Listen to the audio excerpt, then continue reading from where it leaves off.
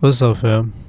Hope you are doing well at the time of you watching this video, and if you're not doing well, I hope that whatever it is that you're going through, you're either learning a lesson or you're leaving it and you're entering into some light again. This world, this life is it's very interesting, to say the least, I would say.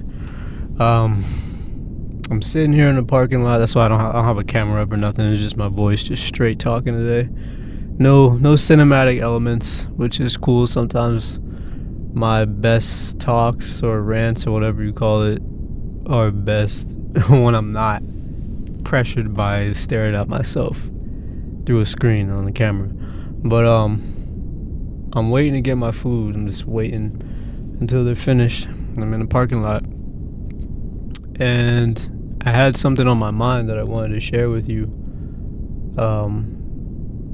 So before I start, though, I'm gonna say that I think maybe like 2004 or 2005 to like 2012 has to be like that era. Maybe 2004 to 2012. That era has to be one of the best eras of animated movies, like, ever, regardless if it was DreamWorks, Pixar, Blue Sky, just that era, maybe like 2014. I can't remember the years of the movies that I'm thinking about that were so amazing, but it's just like there's a lot of movies that we saw as children that when you see them again as adults, it just hits so differently in just a profound way.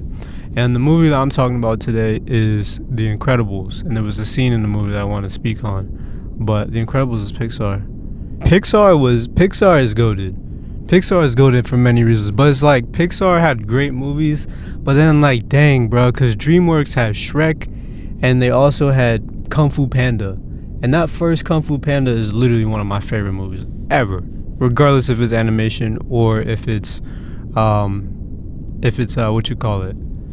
If it's like live action human. But then you had Ratatouille as well, and that was Pixar, and Ratatouille is amazing. I love that movie too. But then you have Blue Sky. Like there's so many different what do you call it, organizations, or however you call it, movie companies, because you have Blue Sky, and Blue Sky had Rio.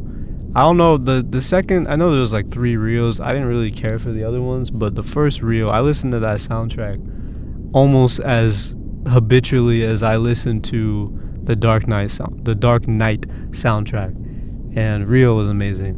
But I'm just going on a tangent. So basically what I came here to talk about is this one particular scene. Let me lock my doors, people crazy out here. There's one particular scene in the Incredibles movie, because I was just watching it the other day. And for those that haven't seen the movie, I'm just going to give like brief spoiler context, because otherwise you don't know what I'm talking about. So The Incredibles is about a family. Well, it's really about like superheroes that have powers, and they live in society, and they're basically like ostracized. And Mr. Incredible married Elastigirl. So Mr. Incredible is really strong. Elastigirl, her power is to stretch. And they married each other, and they had children. They had 3 children. But the 2 main children that had powers shown in the majority of the movie was their daughter Violet. She was like invisible and could do force fields. And then their son Dash. He could do, like, he was really quick, like the Flash. Like that was his power. He could go really fast. And there was this particular scene. Mr. Incredible was going on like a secret mission, but things went south. And the suits that they had made by their designer or whatever, they had trackers in it. So she thought he was going on business trips this entire time, but he was actually going to do like secret missions, but he really just got himself caught in a trap. And so this particular scene, she's on a jet with her children, because they sneaked in on the jet, and she wasn't originally going to go with them. They sneaked in on the jet, so she's on the jet with her children, going to the location where her husband is, because she's trying to rescue him, right? But they basically get ambushed. So the villain pretty much sent out like remote control bombs to pretty much blow up the jet that the wife, Elastigirl, or her name is Helen, and her 2 children were on. He put out some type of signal, and then these bombs were going to basically kill them, right? And during the scene, the girl Violet, she has the ability to create force fields to protect herself and other people, and her mom was trying to get her to create a force field so that she could like deflect the the bombs that were coming in, right? And the girl wasn't able to do it because her thing in the movie that she had a lot of self-doubt. She didn't think highly of herself and all that stuff, right? And so fast forward, they were able to escape. The mom had to do some dope rescue thing, turn herself into like a air balloon. It was crazy. It was like, not air balloon, she turned herself into like a parachute, whatever. That's besides the point. But the quote that she said as they were hiding in a cave, she said to her daughter, her daughter was apologizing for not being able to do the force field, and I thought I could do it, blah blah. And the mom was basically hyping her up and be like, "Yo, you are much more capable than you think. And one thing that you need to understand now is that things are different now. We're all in jeopardy. Our lives are in danger." She said, and this stuck out to me. This is why I wanted to talk about it. She said, doubt is not a luxury you can afford, or doubt is no longer a luxury you can afford. And I wanted to talk about that because, and you're gonna see a common trend in a lot of my videos where I'm talking about pretty much the same thing, but like relating it in different ways.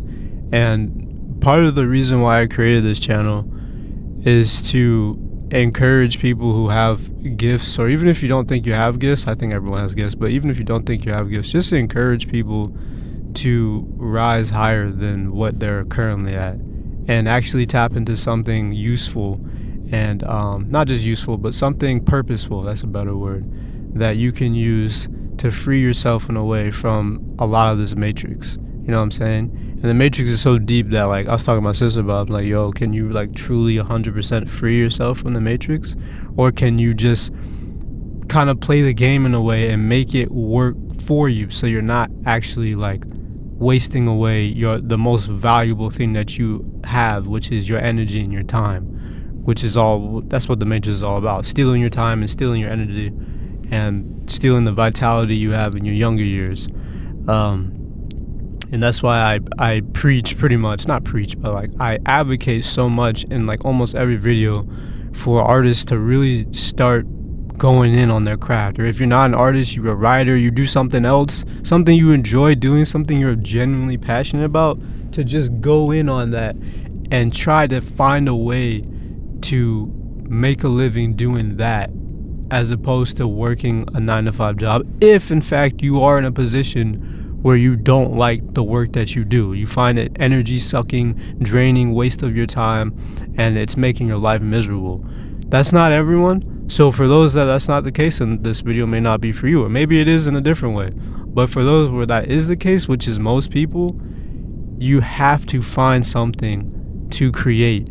You have to go into the depths of your mind and figure out who you are and create something worthwhile that can be for your family legacy or whatever, or to help others. It doesn't matter. Just something to free yourself from the current strap that you have in your current job or your current situation, right? Which also brings you financial freedom. And that's what I'm working towards with writing and art. Like that, part of my purpose is through those things. That's why I'm so passionate about it, and I keep at it like every single day.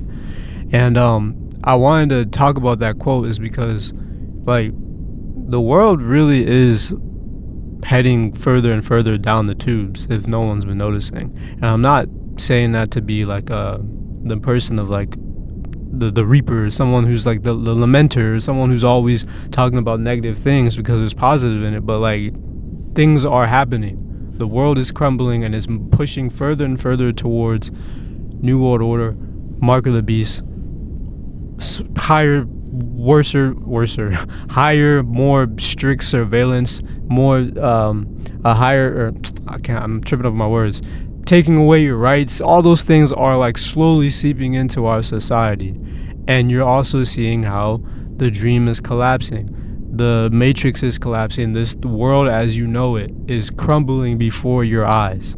So everything that, especially people who are like earlier Gen Zs and millennials, and definitely before the millennials, what you grew up knowing or what you grew up being taught, like you grow up, you go to school, you go to college, you work the job, blah blah blah blah blah, you do X, Y, and Z at 65 years. That is no longer something that is really sustainable, because this whole economy, this whole system is switching over to something completely new. And I feel like everyone who's still stuck in that old way of thinking that everything is all peaches and rainbows and this country is entering its best state, its best time ever in terms of like the financial aspect of it, you're gonna be tricked and you're gonna fall quicker. And I believe that the digital world is really what is being pushed, and it's one of those things where it's like you almost can't escape it. That's why you need to use it to your advantage to free yourself from this matrix.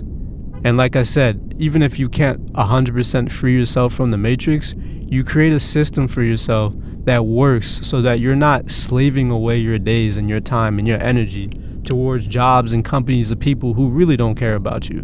And that was really one of the main essences of the movie The Incredibles, and it shows it throughout, but mainly in the beginning, where Mr. Incredible is working a terrible job with a boss that only cares about the employers and the company and doesn't care about the people, and they rips them off. That happens all the time. I currently work in a job where the company actively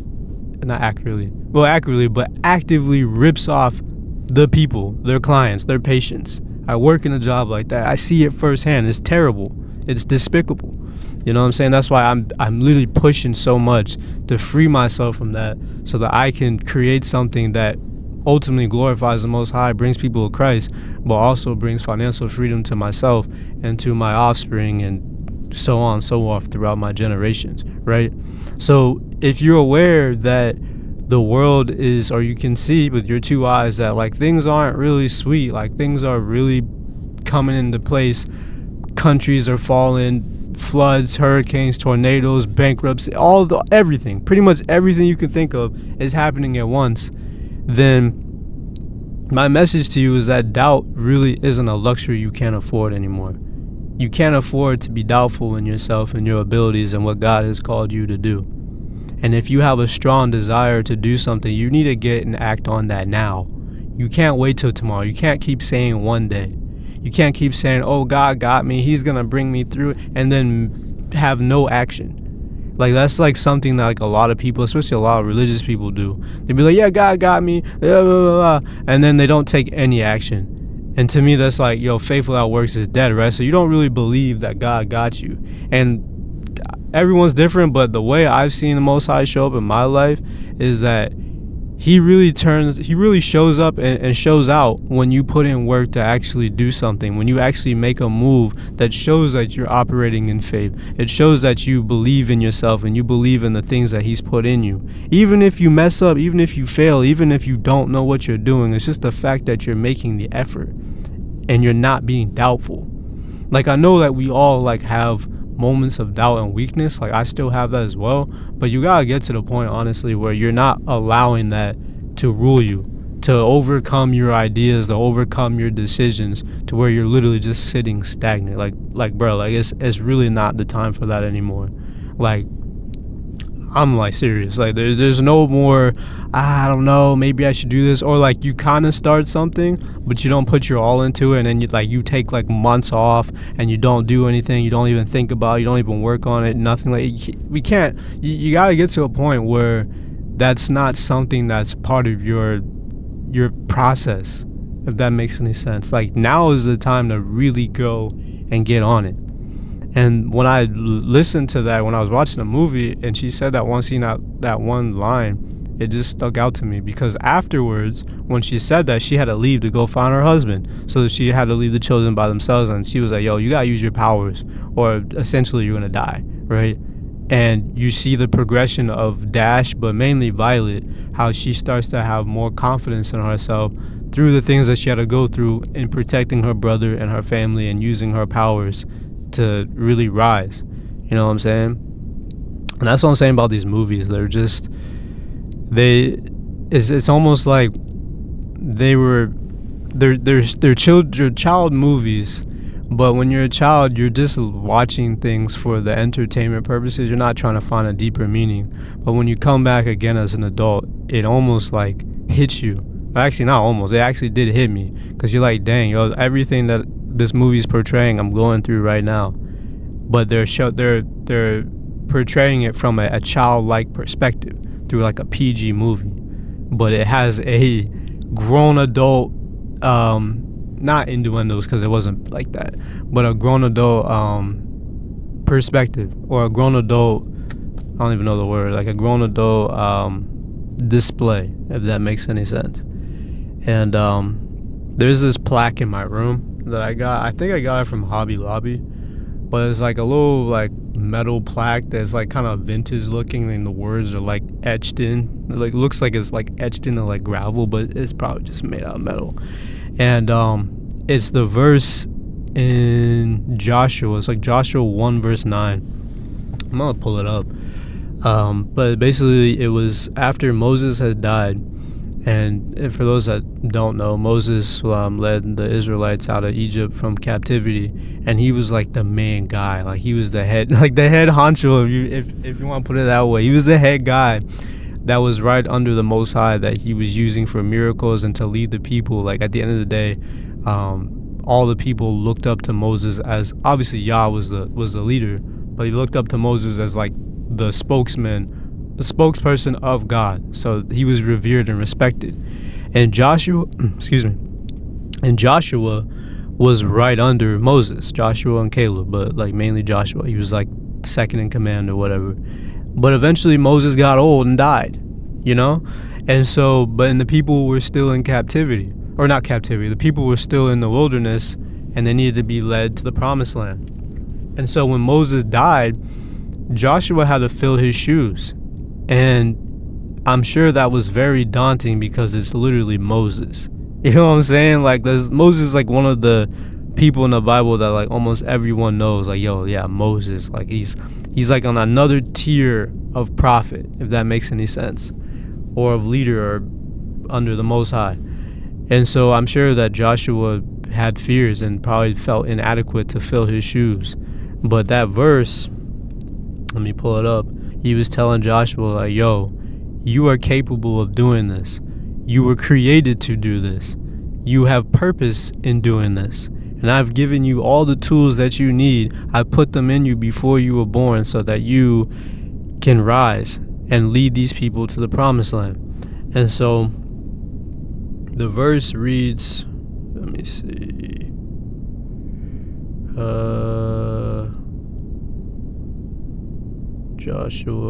Joshua 1 verse 9. Be strong and courageous. Be careful to obey all the laws my servant Moses gave you. Do not turn from it to the right or to the left, that you may be successful wherever you go. And that is written again. Oh no, that was Joshua 1 verse 7.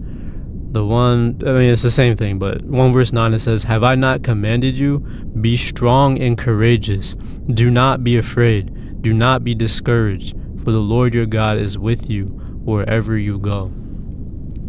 And if you believe in the Most High, you believe in God, and you're actually trying to follow God and hear his voice and have him lead you and guide you through your life, then you have to get to that point where you're not being doubtful all the time. You know, and again, we all have moments of doubt, but you have to learn to relinquish that. And I think also part of the way you do relinquish that is not allowing other people's opinions and advices to kind of infiltrate your purpose. And I say that very lightly because, well, not lightly, but I say that with caution, because you also have to have the discernment to know when someone is telling you something for your good, or they're trying to put you on game, or just maybe they were called by God to share something with you. You have to know the difference between extracting that and then people who just project their own fears onto you because of whatever. You know, like, so everyone always has an opinion of what you should do and what you shouldn't do, and it's usually based off of their own life, which is never truly accurate, because we're all going through a different purpose. Like we're all on a different trajectory. Like we're all supposed to, like those that are called to God, like at the end of the day, you're supposed to glorify the Most High, bring people to Christ. But like the way in which God uses you in your life is unique to everyone. I'm not saying that like you can't relate to no one, but if let's say that you were called to, I don't know, let's say that you were called to start a shoe business or something, right? And this shoe business was like you would have Bible verses on the shoes or whatever. God called you to do something, right? Doesn't matter. Shoe business, book, it doesn't matter. He calls you to do something, and you know that no one around you has ever done this before. You would be the first person in your family, the first person in your close circle to be completing this, right? And then you're going to have people around you who aren't on that path. That's not what they were called to do. Or maybe sometimes people were called to do that, but they didn't relinquish the doubt. They didn't step out of the doubt. So they stayed where they are. And you're in a position where you are stepping out of the doubt. You are stepping out of the fear, and you're actually trying to go for it. You shouldn't listen to people who haven't done anything that you want to do.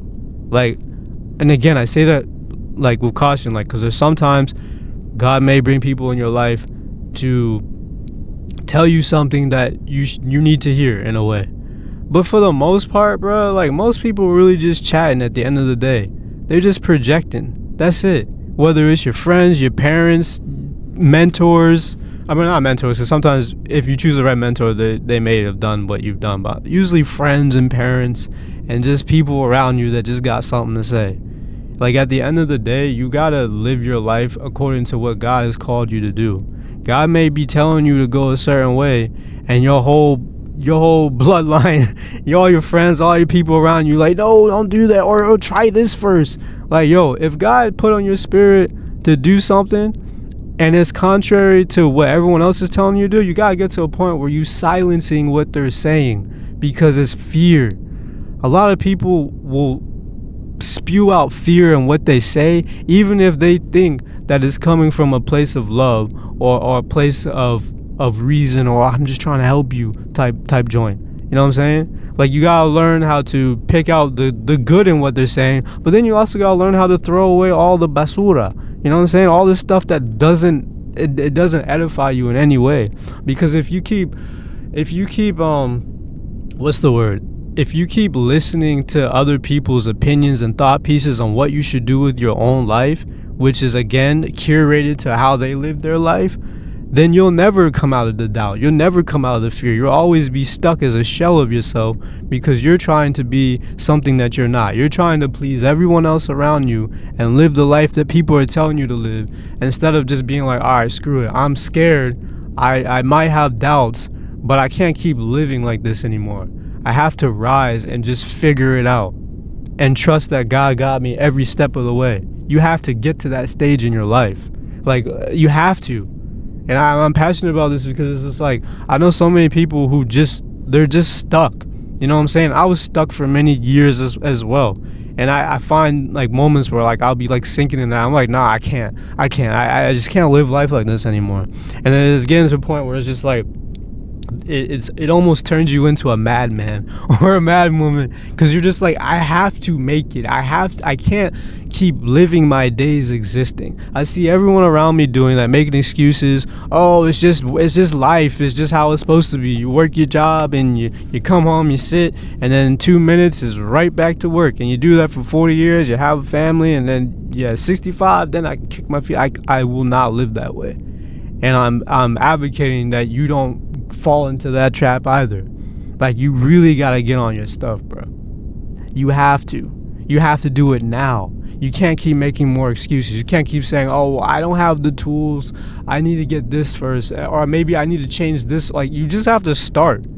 If that just means opening your phone and just researching stuff, that is part of starting. You may not have the money to do everything you need to do right away, but I'm telling you, everything is energy. You put yourself out there to attract something, to get something done, by just starting with what you have. I promise you it will come back to you tenfold, because you're actually putting in the work. You're not just saying, oh, God got me, or God will reveal this to me, and then just sit around. You know what I'm saying? Like, I know everyone's situation is different. I know that God speaks to people in different ways, but for one thing that I'm 100% sure of, at least in my own life, that God literally is not going to force you to do something. So if you just sit around just making excuses all day and you don't tap in, then that will just be your life. And that will be a sad existence, honestly, knowing that you could have went deeper, you could have rose, and honestly made things better for yourself and those around you, but you just didn't tap into it. Doubt is not a luxury you can afford now. There is nothing certain. Dang, I'm like coarse. There is nothing certain anymore. Nothing. The only thing certain is your faith. God is always going to be there for you. Trust in the Most High, get in the Word. That's like the only absolute truth. But everything happening tangible in this world is falling away, and it's not certain, right? So if it's not certain, then you really don't have nothing to lose. Making your job the holy grail and putting your entire life into just doing that, or just like existing in that way, is not going to serve you. Because eventually, the way this world is going, the way this country is going, the U.S., this corporation, bro, so many more people are going to get laid off. And companies are going to get shut down, or they're going to turn it over to AI. Like, they don't care about you. They really don't. It has never been in the favor of humanity. It's always been in the favor of the darkness, of the elites, because it's just energy harvesting. And I'm just trying to like get people to realize, like, yo, you are a powerful being. You are a shifter of paradigms, meaning that just by your thoughts alone, you're shaping reality. You're literally changing your actual physical reality just by your thoughts alone. You can attract someone or something into your life just by your thoughts alone, just by speaking negatively or speaking positively. So imagine what you can do if you take those thoughts and you curate them in a way that actually benefits you, and then you go out and you start to make moves. You start to use your hands diligently. You start to get out there and create something, instead of just existing and slaving away. Like, you gotta get to a point where you actually realize, like, yo, I'm a lot more powerful than what I've been taught growing up. Like, we've all been taught, the school system has all just taught us to be system workers, pretty much just robots, which is ironic because everyone that was taught to be a robot and a slave is being replaced by actual robots. So it's like jokes on you in a way, right? And I don't know, I'm just really passionate about it. That's really what it's come down to. Doubt is not a luxury you can afford. It really isn't. And it's just like, especially if you feel just like this burning desire to just become more in your life, you have to just tap in and figure it out. Pray, ask God, but just start doing things. Maybe just start living better, cutting out your vices. You know, that's like another thing that a lot of people, I feel like, stay stuck in, especially from the perspective of like, yo, it's like if you know you have a vice or something that you generally know that it's not good that you should be doing, but you're like finding an excuse to do it, and maybe someone close to you is like, hey, maybe you should look at it a different way, or just trying to put you on, you should listen. You know what I'm saying? I'm not saying that you listen to everything, and again, everyone's timing of coming out of things and rising is different, but you also have to be accurately trying to be better. You have to be healthier. The sleep thing, like I'm literally, the sleep thing has been like one of my biggest challenges, and that's something I'm trying to overcome, just getting better sleep. You know what I'm saying? Getting better sleep, exercising, make sure your body is right, make sure you're healthy, eating properly, not getting involved in drama and like watching garbage crap all over the internet. Like, none of that. Just like really tapping in to your gifts, your passions, also still staying in a state of where you're enjoying life. You're not just like a rigid stoic, you know what I'm saying? But you're not succumbing to this disgusting stank entity that's looming over the earth, over the world of darkness, and it sprinkles down like it's like a huge invisible cloud over the entire earth, and then the particles of that darkness or that evil, whatever, just sprinkles down, and it comes down to each individual person differently. So it's like all the particles of darkness, and then it manifests differently in someone's life. For some people it could be drugs, for other people it could be drinking alcohol, other people it could be lust, other people it could be gossip, other people it could be all of them, other people it could be doubt, fear, all these things that just keep you stuck where you are. And at some point, I know, maybe not all of you, I'm sure most of you that listen to this video, I'm sure at some point you got a point in your life or a point in your days where you literally just sat there and like, bro, like, I can't keep living like this, dog. I want more for myself, and I'm not seeing it. I need to make it happen. And you just gotta start. Even if you don't know it, you just gotta start. You just gotta screw it. I'm just gonna just start doing stuff. I'm just gonna start doing stuff and figure it out and just go on the path, you know? When you start doing something, it'll lead you over here, and then lead you over here, and then lead you over here and here, and you're like zigzagging until you reach wherever you're trying to go, wherever you figure out where you're supposed to be. I can't tell you what it is. I'm not one of those people that get on here and be like, oh, you were made to do this. I don't know you. You know what I'm saying? Only you would know that. I know my purpose. I know it's more than just doing art, but that's like a foundation of it. You know what I'm saying? But for you, it may not be that. It may be something completely different. It may not have anything to do with the arts. This channel, it's my art page.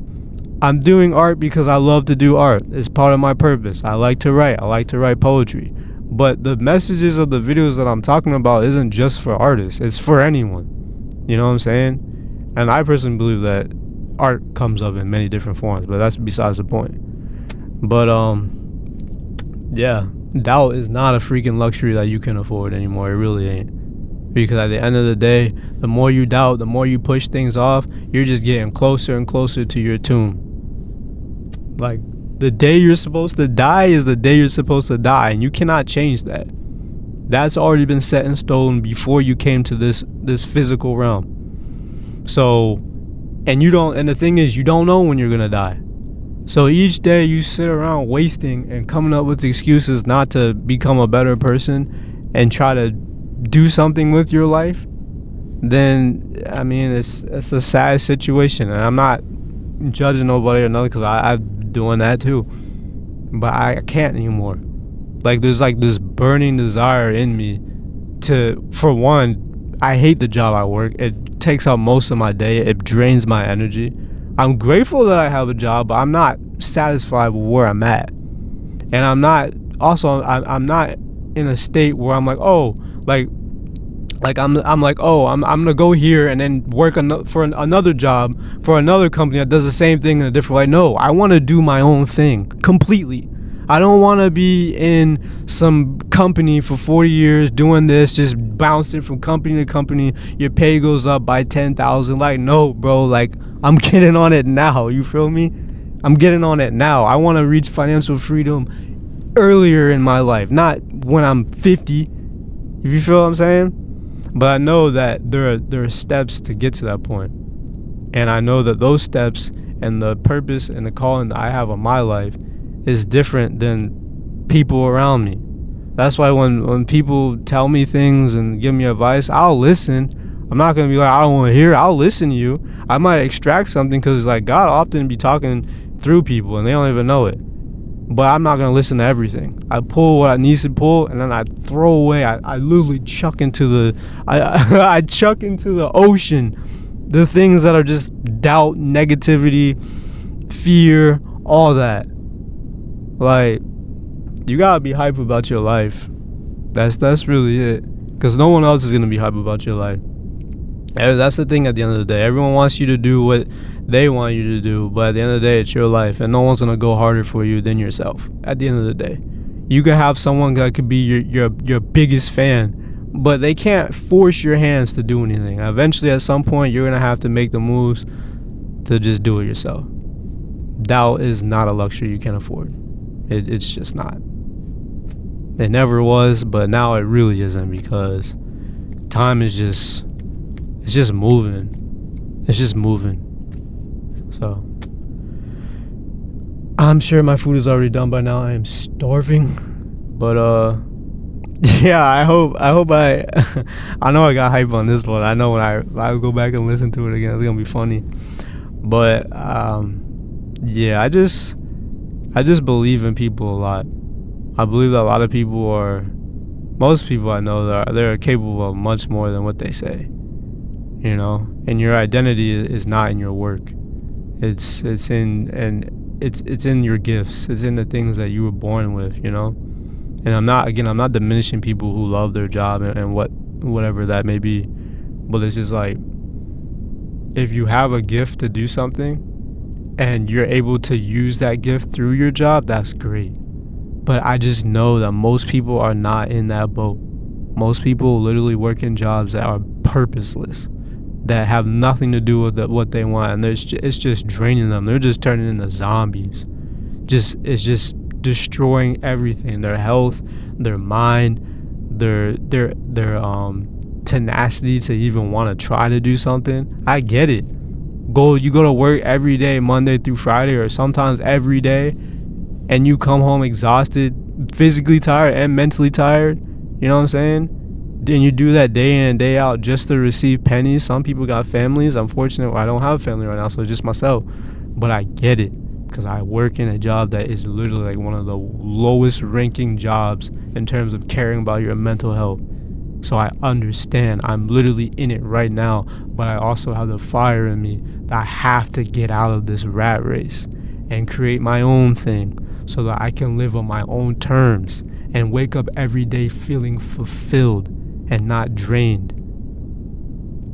And I'm going to keep pushing towards that until it happens, because I know it's going to happen. I know it is, because I'm not settling for anything other than that. It has to happen. I have to be able to live the life that God has called me to live, but also not slave into this matrix. Coming outside of it in many ways and creating my own system.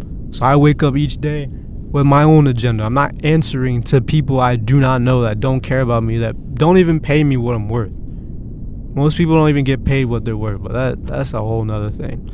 But let me not get hype again. I hope you're doing well. I hope this message really helped you. I believe in you. I don't know what you got going on. I don't know who you are listening. I don't know who's listening. But whoever you are, I know that you got something in you, especially if you're watching this video. If this video came on your timeline, then it was probably meant to be. You just got to tap in, trust God, and actually put in the work. Faith without works is dead. You got to remind yourself that if you don't put in the work, you don't exercise faith, then ain't much really popping off. That's just how it goes. But yeah, stay imaginative. What's my thing? Stay creative. Stay imaginative. Tap into your childlike spirit. I'll see you in the next video. Peace.